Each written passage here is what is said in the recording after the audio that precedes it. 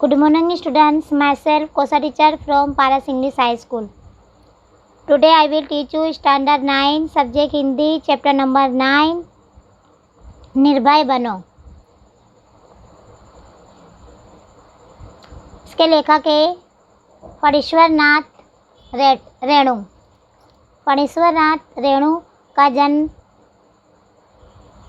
1921 ईस्वी सन में हुआ था और इनका निधन जो है 1977 में हुआ था। प्रसिद्ध अंचलिक कथाकार रेणु का जन्म बिहार में वर्तमान बिहार के पूर्णिया जिले के ओराही हिंगना गांव में हुआ था। उनकी शिक्षा दीक्षा उनके गांव विराटनगर नेपाल तथा वाराणसी में हुई। उन्होंने भारत तथा नेपाल के स्वाधीनता आंदोलन में सक्रिय भाग लिया था। कारावास भेगा कुछ समय तक उन्होंने आकाशवाणी पटना में कार्य किया। अपने पहले उपन्यास मेला आंचल के प्रकाशन के साथ ही वे विख्यात हो गए। उसके पहले वे कहानीकार तथा रिपोर्टाज लेखक के रूप में साहित्य जगत में सुपरिचित हो चुके थे।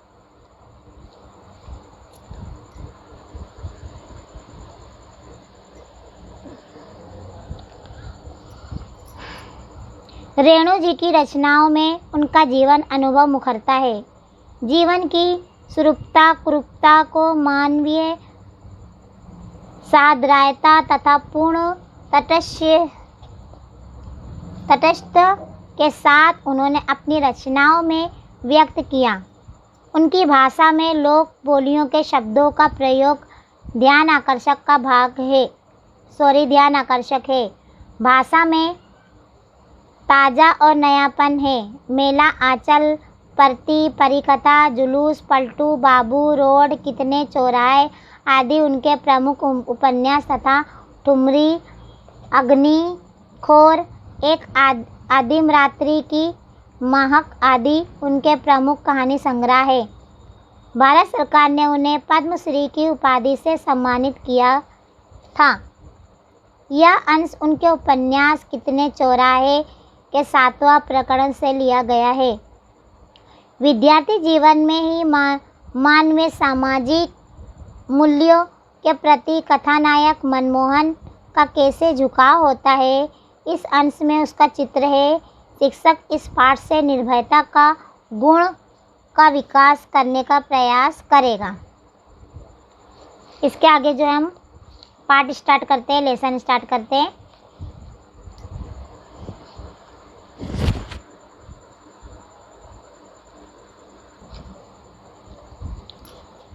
प्रियोदा। प्रियव्रत राय मैट्रिक में पढ़ता था। स्कूल के सभी लड़के और मास्टर उसको प्यार करते थे। स्कूल ही नहीं, उस छोटे से कस्बे में उसको प्राय सभी जानते हैं। हर रविवार की सुबह बगल में झोली लटका कर संन्यास आश्रम के लिए मुठिया वसूलने निकलता है, कभी अकेला कभी साथियों के साथ। स्कूल का कोई छात्र या शिक्षक बीमार पड़ा कि प्रियोदा अपनी टोली के साथ उसके घर पर हाजिर। जब तक रोगी भला चंगा ना हो जाए उसका दल सेवा में जुटा रहता है। अब यहाँ पे जो एक प्रियोदा नाम का लड़का है जो मैट्रिक में पढ़ रहा है और स्कूल के सभी इन्हीं लड़के और जो मास्टर है जो उससे बहुत ज़्यादा प्यार करते हैं और उसको बहुत मानते भी हैं। रविवार यानी हर रविवार को वो अपने बगल में एक झोली या थैली लटका के वो निकल जाता है आश्रम के लिए मुठिया वसूलने के लिए। कभी अकेला निकलता है तो कभी अपने स्कूल छात्रों के साथ जाता है। और अगर उसको पता चल जाता है कि कोई शिक्षक बीमार पड़ा है तो वो अकेला या अपनी टोली के साथ उसके घर पे हाजिर हो जाता है और तब तक वो वहाँ से नहीं हटते हैं जब तक वो शिक्षक या ठीक ना हो जाए, भला चंगा ना हो जाए, तब तक उसका पूरा दल जो है सेवा में लगे रहता है। रोबी और कालू प्रियोदा के दल में हैं। उन लोगों ने मनमोहन को भी अपने साथ प्रियोदा के दल में शामिल कर लिया। अब उसके दल में कौन कौन है?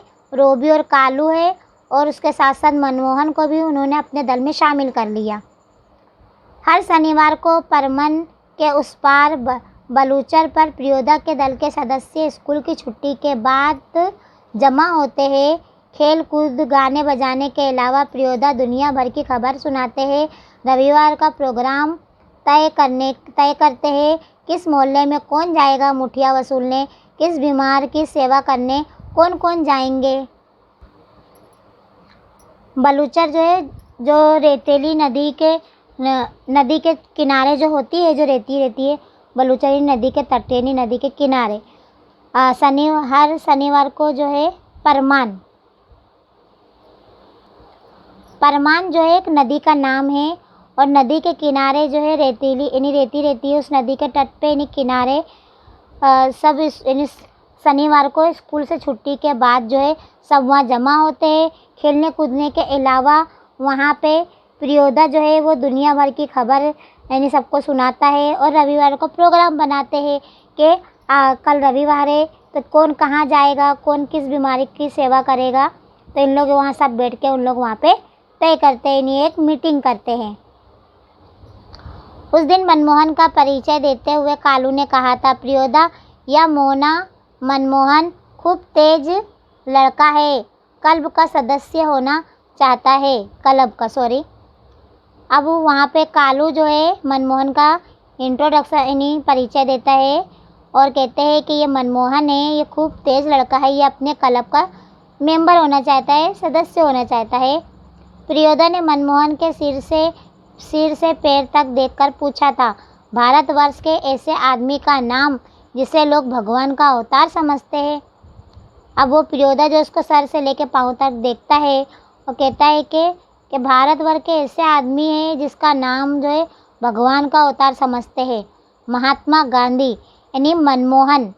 आप समझ रहे हो कि वो लड़के का नाम क्या था, मनमोहन। तो यहाँ पे जो प्रियोदा जो है उसको भारतवर्ष के ऐसे आदमी का नाम जिसे लोग भगवान का अवतार समझते थे, यानी यहाँ पे गांधी जी की बात करें, क्योंकि हमारे गांधी जी का नाम भी क्या है, मनमोहन गांधी।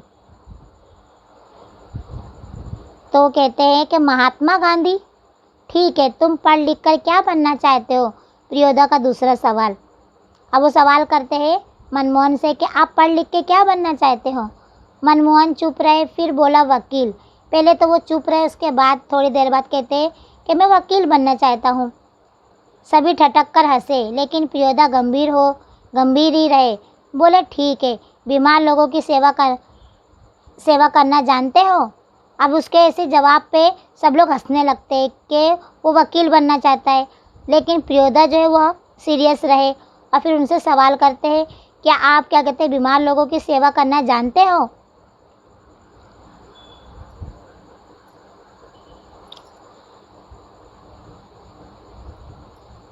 मनमोहन कहते हैं सीख लेंगे, शाबाश। यदि रोगी हैजा से पीड़ित हो, अब देखो हैजा है ना, कि यहाँ एक किस्म की बीमारी थी जो बहुत सालों पहले जो है हमारे हिंदुस्तान में आई थी, हैजा, जिससे बहुत लोग जिस तरह से अभी कोरोना वायरस चल रहा है ऐसे इसी तरह से हैजा भी एक बीमारी थी। अब मनमोहन जो है वो चुप रहा, क्योंकि हैजा के नाम से ही उसे डरने लगा। गाना जानते हो जी, तैरना। इनसे पूछते हैं क्या आप जो है कहते हैं बीमार लोगों की सेवा करना जानते हो, तो बोलते सीख लेंगे।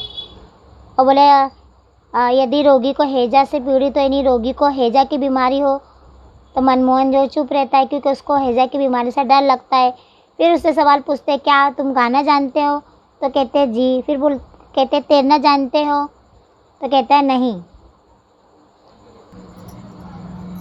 प्रियोदा ने सूर्य नारायण नामक सदस्य से कहा, सूरज मोना तैरना नहीं जानता।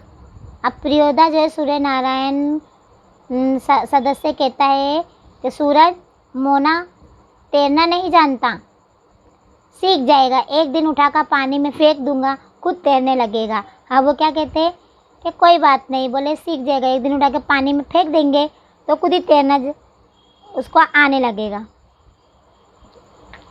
सभी हंसे। सूर्य नारायण पढ़ने में कमज़ोर है, लेकिन शरीर उसका मजबूत है।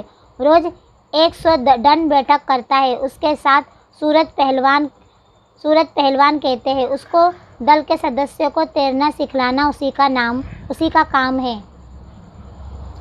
अब सूरज जो है क्या है, वो सूर्य नारायण जो है वो पढ़ने में थोड़ा कमज़ोर है, थोड़ा वीक है, लेकिन उसकी बॉडी क्या बहुत मजबूत है।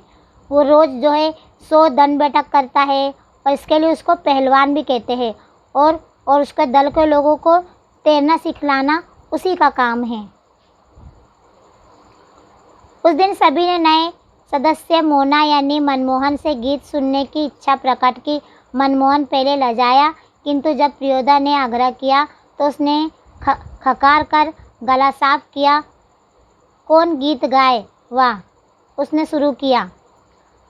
अब उस दिन जो है सब सदस्य जो है मनमोहन से ने उसकी गाना सुनना चाहने की इच्छा प्रकट की है, लेकिन पहले मनमोहन थोड़ा लजाया, थोड़ा शर्माया, लेकिन उसके बाद जो उसने अपना गला साफ करके खकार के गला साफ किया, कहता कौन सा गीत गाऊं। उसके बाद उसने गाना स्टार्ट किया। राम रहीम ना जुदा करो भाई, दिल को सच्चा रखना जी। तो इस तरह उसने पूरा गाना गाता है। गीत समाप्त होने के बाद प्रियोदा बोले, वाह बहुत मीठा गला है तुम्हारा। कालू, तुम प्रभात फेरी वाले दोनों गीत मोना को सिखा देना। अब प्रियोदा क्या कहते हैं, आपका गला तो बहुत अच्छा है, बहुत मीठा आपने गाए। बोले तुम क्या करना, कालू और प्रभात फेरी वाले दोनों को गाना सिखा देना।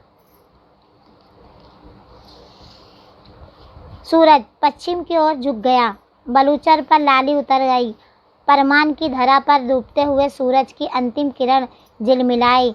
पखेरु दल बांधकर बांसवन की ओर लौटने लगे। प्रियोदा के दल के सभी सदस्य पंक्ति बांधकर लौटे। पुल के पास एक गाड़ीवान तन्मय होकर गीत गा रहा था। बोला गरीबक दीन पहिया हरब, बोला गरीब का दिन। सूरज का अब क्या है, डूबने का समय हो गया। बलूचर नदी के तट पे जो है वो लाली छा गई है और परमान की धरा पर नदी की धरा पे डूबते हुए सूरज की अंतिम किरण झिलमिला रही है।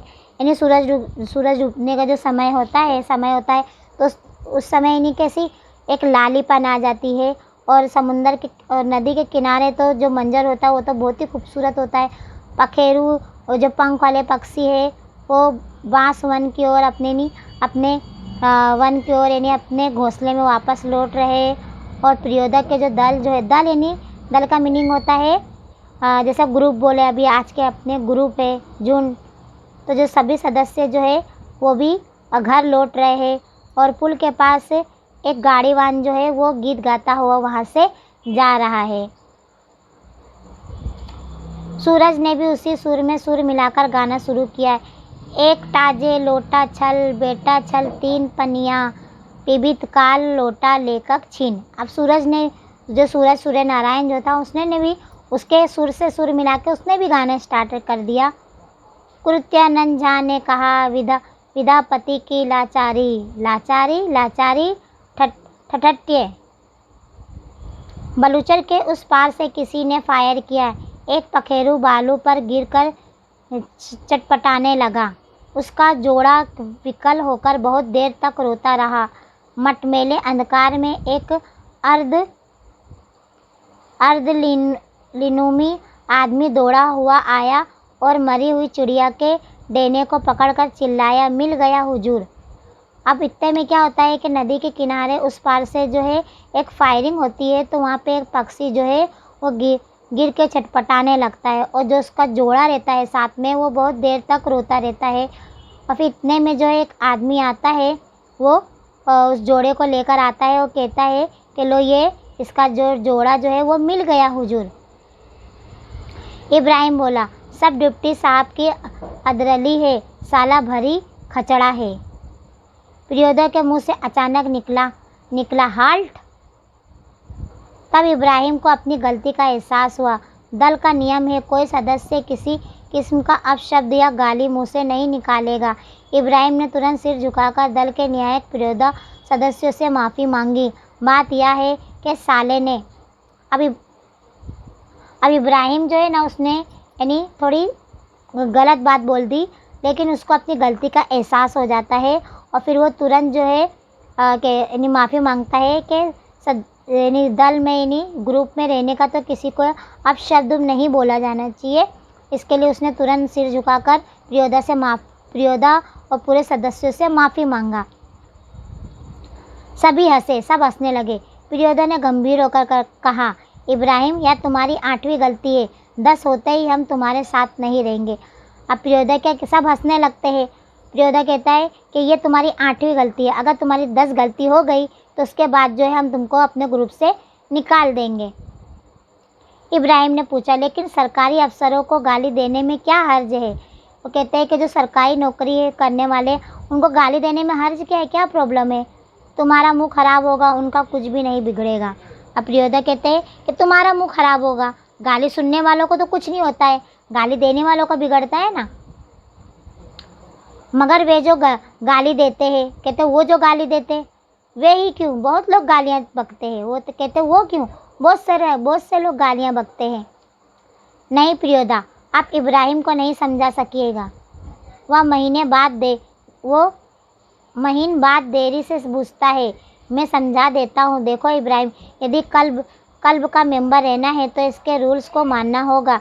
नियम है कि कोई सदस्य आपस में बातचीत के सिलसिले में भी कोई ख़राब शब्द नहीं बोलेगा। जानते हो ना, बस बात ख़त्म।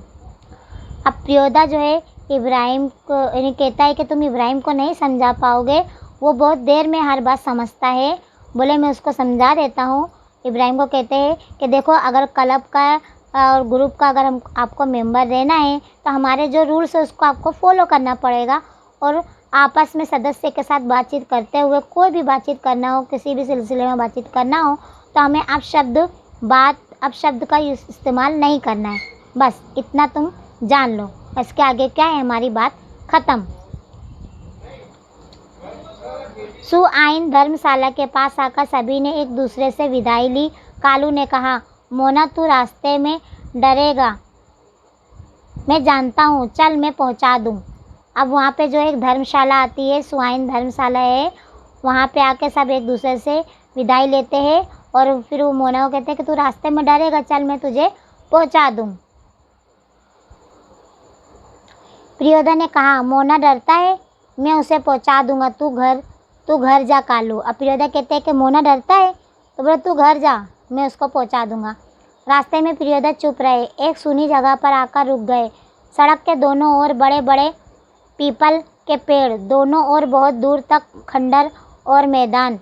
पास एक उजड़े हुए मकान की ओर इशारा कर प्रयोग ने कहा, जानते हैं इस घर में कभी मुर्दों की चीर फाड़ होती थी। पोस्टमार्टम हाउस था, इसलिए लोगों को डर है कि आसपास के पेड़ों पर भूत पिशाच किलकिल करते रहते हैं। मैदान में प्रेतनियाँ नाचती है। संतालिया की तरह वो झुंड बांधकर क्यों डरने लगा। अब रास्ते में दोनों जो है वहाँ से जाते हैं। रास्ता जो एकदम सुनसान रहता है और दोनों तरफ जो है पीपल के पेड़ रहते हैं और फिर वहाँ पे कुछ दूर पे एक खंडर है और मैदान भी है।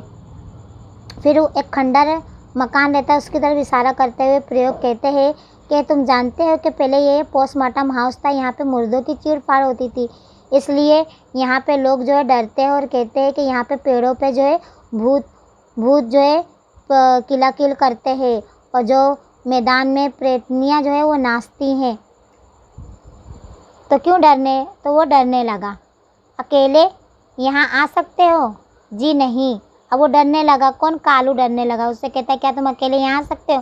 प्रियोदा से बोले, देख मोना, भूत प्रेत ऐसे आदमी को कभी नहीं तंग करता जो 10 काम करता हो। तुम्हारी उम्र में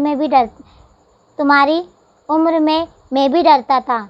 मेरे गुरु महाजन ने मुझसे हंसकर कहा था कि 10 का काम करने वाला खुद भूत होता है, उसको भूत क्या कर सकता है। चलो शुरू करो। तो वह गाना राम रहीम ना, मनमोहन गाने लगा, राम रहीम ना जुदा करो भाई, दिल को सच्चा रखना जी। यानी प्रियोदा क्या कहते हैं कि जो 10 का काम करते हैं, बोले वो कभी नहीं डरते, क्योंकि वो खुद एक भूत होता है। और फिर इसी तरह उन लोग की बात होती है और फिर वो गाना स्टार्ट कर देते हैं और गाना गाते हुए उन लोग चले जाते हैं।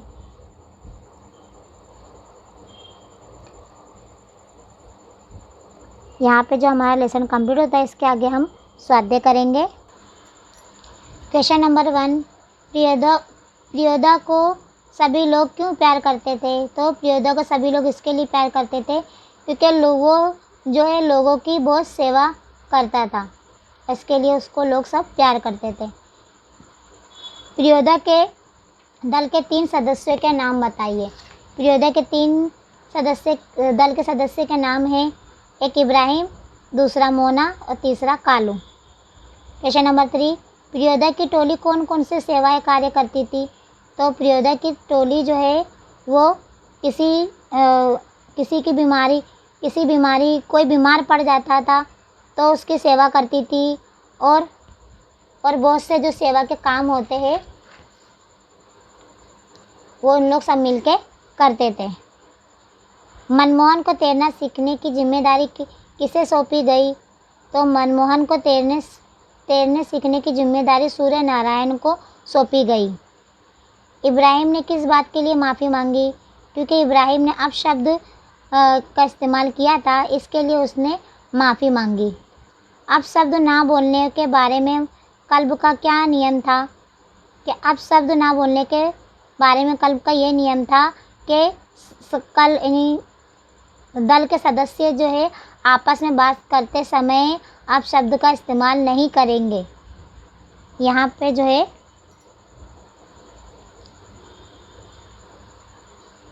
एक एक वाक्य के प्रश्न हैं इसके आगे। प्रियोदा के क्वेश्चन नंबर 1 है, प्रियोदा के दल के सदस्य शनिवार की शाम को कहाँ पर एकत्रित होते थे? तो इसका उत्तर है बलूचर। क्वेश्चन नंबर 2, स्कूल की छुट्टी के बाद सभी सदस्य मिलने पर क्या करते थे? तो स्कूल की छुट्टी के बाद सभी सदस्य जो है रविवार का प्रोग्राम तय करते थे। क्वेश्चन नंबर 3, मनमोहन ने प्रियोदा के पहले प्रश्न के उत्तर में किस भारतीय महापुरुष का नाम लिया? तो इसका आंसर है मनमोहन ने प्रियोदा के पहले प्रश्न के उत्तर में महात्मा गांधी का नाम लिया। क्वेश्चन नंबर 4, पक्षी को किसने गोली मारी थी? तो पक्षी को नदी के उस तट पर एक इंसान ने गोली मारी थी। क्वेश्चन नंबर 5, प्रियोदा के मुंह से हाल्ट क्यों निकला? इसका आंसर है कि प्रियोदा के मुंह से हाल्ट इसके लिए निकला क्योंकि इब्राहिम ने अपशब्द का इस्तेमाल किया था। क्वेश्चन नंबर 6, सड़क से दोनों ओर कौन से वृक्ष थे?